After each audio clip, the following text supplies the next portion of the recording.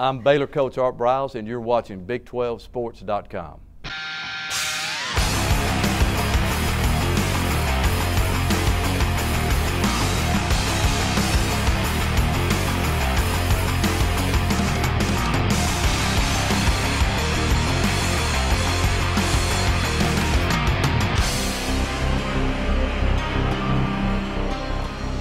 Welcome to the Big 12 Report. I'm Wendell Barnhouse, joined again by Sean Dory, and considering the way things are going, it's nice to have consistency here on the anchor desk 2 weeks in a row. Well, it's good to be back, Wendell. Definitely some exciting games in the Big 12 last week. We had Iowa State's 3-overtime win over Iowa.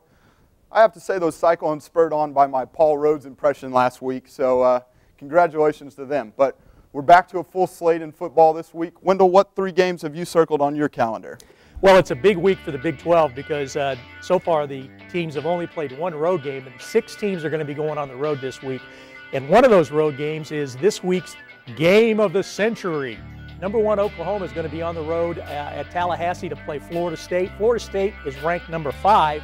This is one of the biggest games that they've had in Tallahassee in probably the last 6 years. Florida State obviously has had a little bit of a downturn here lately. This is a huge game. Hotels are sold out within 100 miles of that city.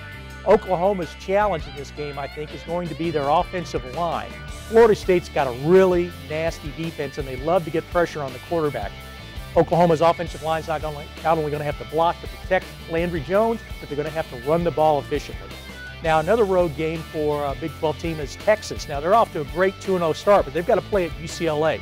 So far, the Longhorns, I think, have been really impressive in the fact that they have showed a lot of toughness and been able to win games closing it out in the fourth quarter. UCLA, though, likes to run the ball. Last year in Austin, the Bruins rushed for 264 yards. Now, sophomore Case McCoy probably is going to be making his first start. They're going with an either-or situation at quarterback between McCoy and David Ash, but I'm pretty sure McCoy is going to start. First start on the road, tough challenge. So if Texas can go 3-0, going to be very impressive for the Longhorns as far as that start. Kansas is on the road at Georgia Tech. Both Kansas and Iowa State off to kind of surprising 2-0 starts. And, the Jayhawks are going to be on the road in Atlanta against Georgia Tech. And that team is going to be really anxious to get some revenge because last year they went into Lawrence and got knocked off by a Kansas team that had lost its opener. So a couple of challenging road games that if they win, they're going to be off to 3-0 starts. And now here's a look at the full schedule in the Big 12 this weekend. The Big 12 is 14-1 in non-conference games. They're the only conference in the country with just 1 loss so far. That loss came in an overtime road game. And the Big 12 still has 5 teams ranked in the top 25. Oklahoma, as we mentioned, ranked number 1. Also in the top 10, Oklahoma State and Texas A&M, and also in the top 25, Baylor and Texas. Now from North American football to what the rest of the world calls football, the Big 12 soccer season starts this week with Texas A&M hosting Baylor down in College Station in a Battle of the Brazos matchup that's on Friday. Here with a look at the Big 12 soccer season is Cassandra Novi.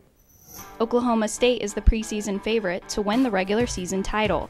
With a 9-0 record, the Cowgirls are ranked number 2 currently and are hoping to improve on last year that saw them reach the Elite 8.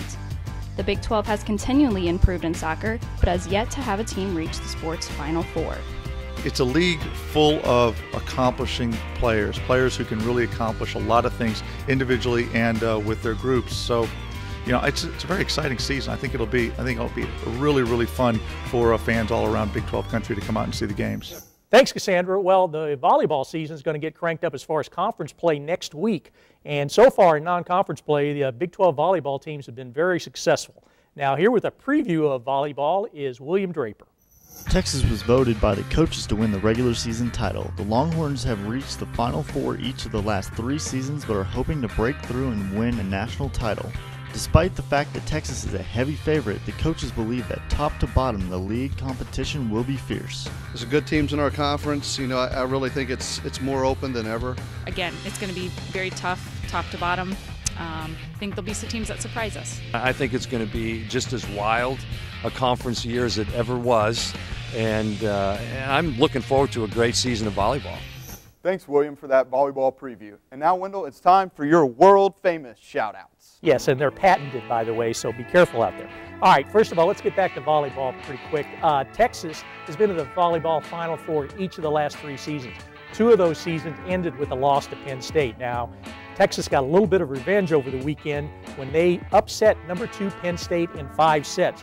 For the Longhorns, it was their first victory over Penn State since 1989. Also over the weekend, Kansas knocked off 6th-ranked Minnesota. That's the highest-ranked opponent KU has ever beaten. And taking a look at soccer, Big 12 soccer teams went 9-0 on Sunday, including Texas A&M, who bounced back from a 7-2 loss at Duke on Friday.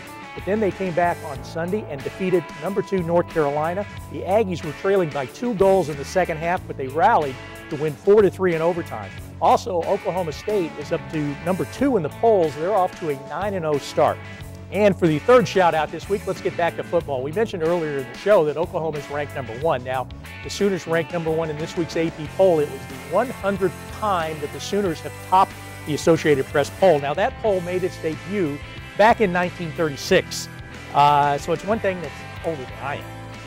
That's good to know, Wendell. Yeah, it is good to know, Sean. For this week's Big 12 report, let's wrap things up here. For Sean Dory, it's Wendell Barnhouse, and we will see you next week.